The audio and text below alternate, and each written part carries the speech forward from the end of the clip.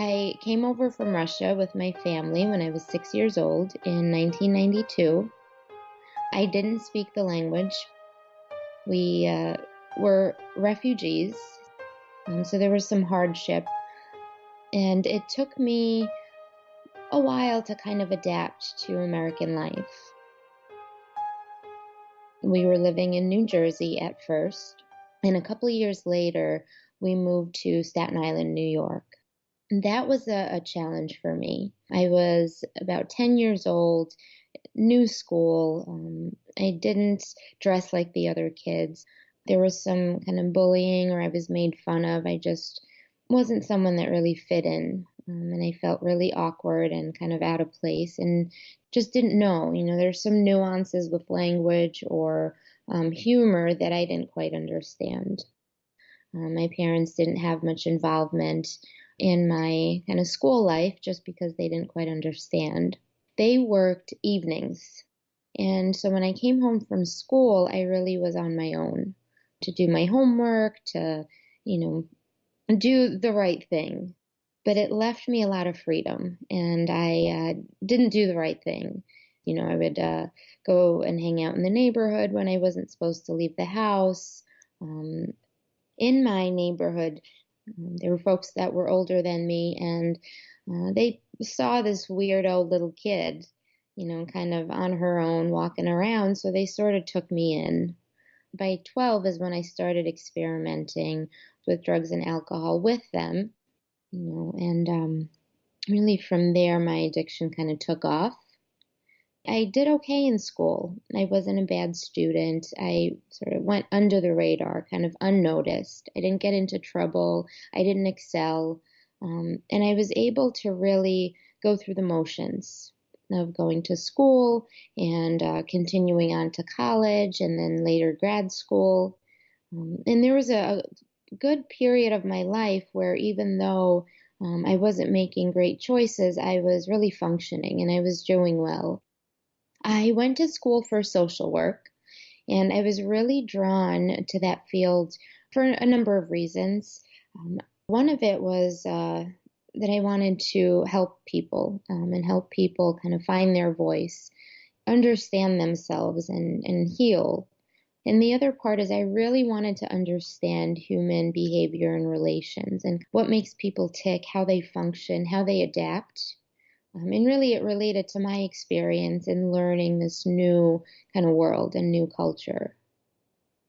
In 2009, I got the opportunity to work for the New York City Fire Department in their employee assistance program. And it was a program primarily working with World Trade Center survivors and those affected by the tragedy. It was an amazing job. I felt purpose. I felt like I was really making a difference.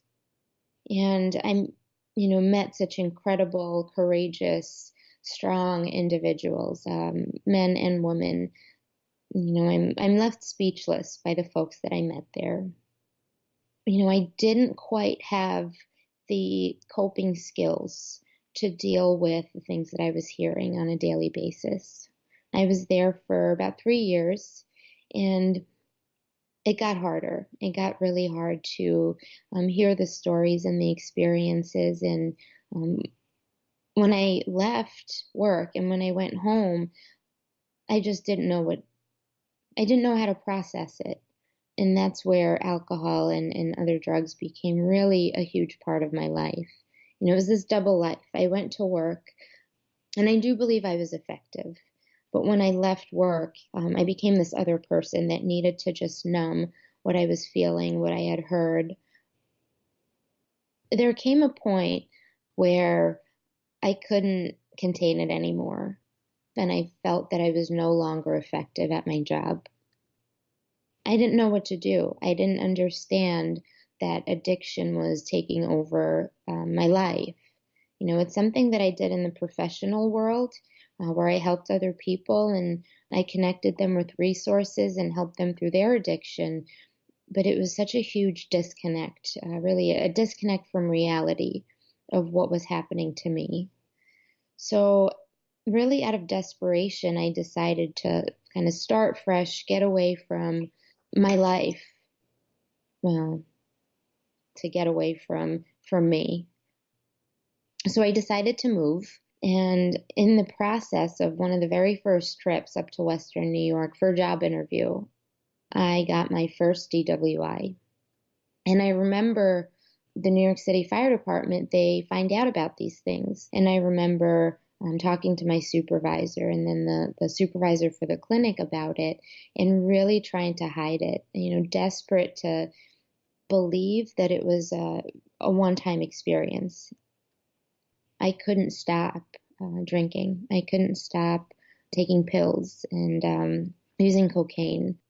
I really became this really shell of a person without coping skills. So in the process of that move, I got another DWI, and I was facing legal consequences, from the very first one. I was able to get out kind of unscathed, and so I relocated to Western New York in 2012. I'd gotten a job. I really thought I was going to be okay. Even right off the bat, I really couldn't function. I wasn't a functional human being, really. I drank every day, and my alcoholism really kind of progressed because I wasn't using drugs, but I was using alcohol in much, much larger quantities and much more frequent. And within that first year, I got another DWI. And with this third DWI, I was facing really serious consequences. I was looking at prison time, and I was scared. I was really scared, and I somewhere kind of understood that I wouldn't be able to drink anymore. I didn't know how to live without alcohol. I didn't know how to even function. So that was such a scary thought for me. That took me to a place where I didn't want to live. I attempted suicide, and I ended up in the emergency room in the hospital. And from there, I advocated for rehab. And it was 2013. I learned about recovery in a way that I could finally apply it to myself. I was able to abstain, and I was able to start to have some hope. But there was still something missing. I was in my late 20s, and I just couldn't see my life being, going to work, going home, going to a meeting, and that's it.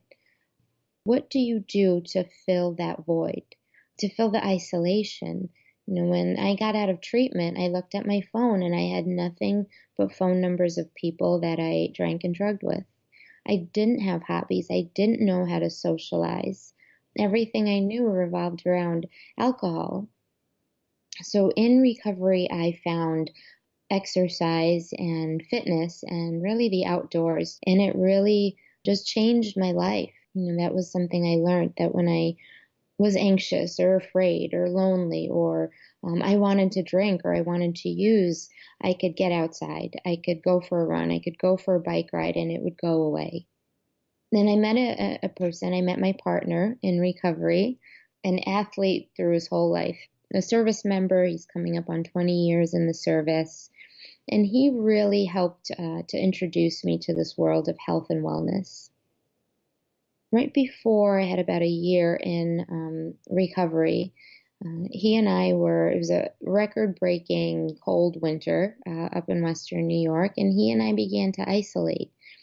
We weren't going outside, we weren't connecting with our recovery supports, and we were headed towards relapse. We've both been there before, and we just didn't want to go there again. So we decided to go on a hike. And we posted this hike on our personal Facebook page, and it was just a kind of open invite. We're going hiking on such and such date at such and such time, and join us. And people came, and we had a great time. We weren't thinking about our depression. We weren't thinking about using drugs or alcohol. We were just having, pure fun. And someone asked if we could do it again the following weekend, and we did. It just, blossomed from there, from weekly hikes to park workouts to kayaking and bike rides to peer-led retreats to the Adirondacks. The possibilities felt endless. And I knew we had something. We tapped into something that had been missing in our lives, in the recovery community as a whole. So I did a little bit of research, and I came across an organization out of Colorado called the Phoenix. They are a peer-led, sober, active community. And I reached out to their founder, Scott Strode. He's mentored us. He's shared all his knowledge. They've developed an evidence-based and trauma-informed model for their program, and we mimic what they do. We've created a ROCovery Fitness here in Rochester, and we are a peer-led, sober, active community. We now have a gym. We have a yoga studio. We do social gatherings for every holiday, times that can be really triggering for folks. And we've created this safe, supportive, nurturing community, really a place where shame and stigma doesn't exist, where clean and sober is the norm. You don't see folks relapsing when they're in an outpatient group or when they're at church or when they're in a mutual aid meeting. It's that time in between. So this is such an important place because it gives people an outlet. It helps them build the confidence that they need to believe in themselves, to attain long-term sustained sobriety. It's so important to have these outlets.